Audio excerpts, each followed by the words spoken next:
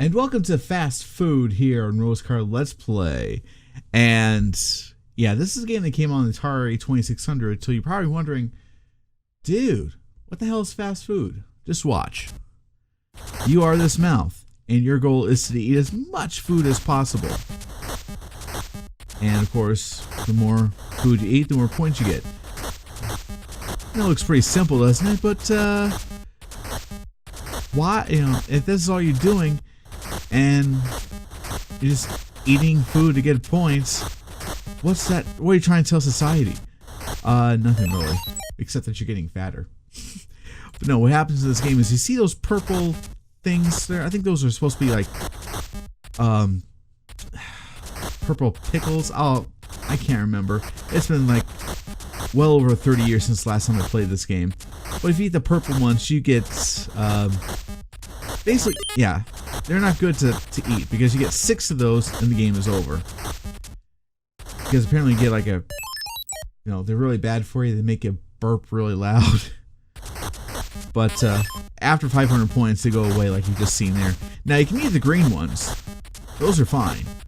It's the purple ones you cannot consume. Oh, see, no, you don't want to do that. Absolutely don't want to do that. This is another great game that I loved when I was a kid.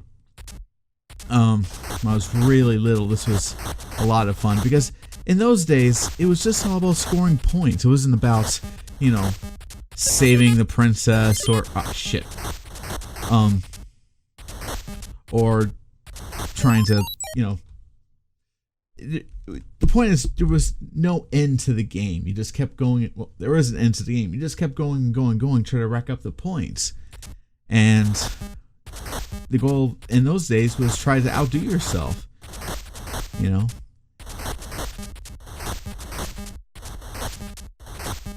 It's just a game that's just requires a lot of focus and concentration because, like I said, you're just trying to get a higher score. And that's what these games were all about back in the day. It's pretty simple, pretty basic, but that's how it was back then. It was simple, it was basic, and you use your imagination quite a bit. Like here, I couldn't really, you look at some of these bits of food that are flying by, some of there's sodas, soft drinks, or sodas, they are soft drinks. There's cheeseburgers, root beer, I'm assuming there's cake, there's fries. That's what happens when you eat 6 of those purple things. You basically belch so loud, it's like you got sick, forced the whole restaurant to close. So, you just kept going. It's just a lot of fun. No thrills, no frills. It was just simple, all-around fun. Of course, this was back in the day when there was an oversaturation of games on the market because everybody was trying to cash in on the video game craze in the 80s. And a lot of these companies just wanted to sell. They wanted games on there, so a bunch of these companies like Telesys, right down there, they wanted to cash in on this, so they just made games. And it wasn't like how it was in these days, where you have to have a license to manufacture, to develop games for the system. Like like years later with Nintendo, when they had this thing where you can only have like so many games come out a year per company. And before then, with the Atari, the television, companies just made games just to have games. That's it, because they wanted a piece of the pie. And that was just it. No pun intended, of course. We're playing a game that has pie in it. Got rid of one of those pickles. And I love pickles. And you should know that by now. I fucking love pickles. But, not the purple ones here. But that doesn't make any sense. Purple pickles? I gotta look that up. But anyways, let's see. Damn it. Screwed up again. So we'll just have to start again. But yeah, that's why back in the early 80s, like 1983, there was a huge video game crash. Because the market was just overly saturated. There's way too many games. It actually made customers or people just customers in general just disenfranchised with gaming. They thought the fad had worn out, and like Atari, they were notorious for making more games than there were systems. Look, like AT? What the fuck is that? AT? No, ET, and their home version of Pac-Man, which is famous for being one of the worst versions of Pac-Man to ever be released on the home market.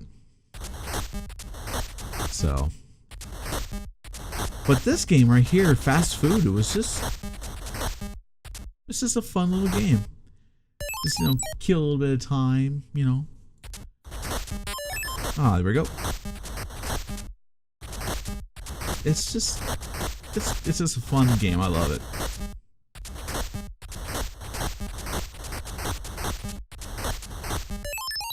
Yeah. And having an Atari when I was a kid before I had a Nintendo, it was, oh damn, 2 in a row. It was really this was kind of special to me because there's other games I enjoyed playing on here. Had Pitfall 1 and 2. Not too many people know about Pitfall 2. When I mention Pitfall, everybody thinks about the very first game. They don't stop and think that there was a sequel. And it's Pitfall 2: The Lost Cavern. That was the very first Atari game, actually the very first game I've ever beaten, because that one actually had a true ending. You had to find all of the treasures, and you had to rescue someone, and I forgot who it was. And that had an ending to it. It was pretty cool. I was really excited. I mean, I told everyone in my family, "Oh my gosh, I just beat Pitfall 2." They were just like, "Well, good for you, Travis. No, go away." I'm kidding. They weren't like that. They were just pretty happy for me. So, okay. Okay, no, don't want any more of those.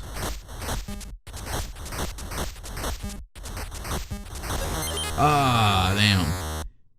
And I think 3 rounds of that ought to be good enough. I wasn't really keeping track of what score I had, which one was highest. So, but we're going to assume it's the 1,196. I really wasn't keeping track because I was talking to you guys and also reminiscing on a grain. I can't talk today. Oh my god! I think the brain. Ugh.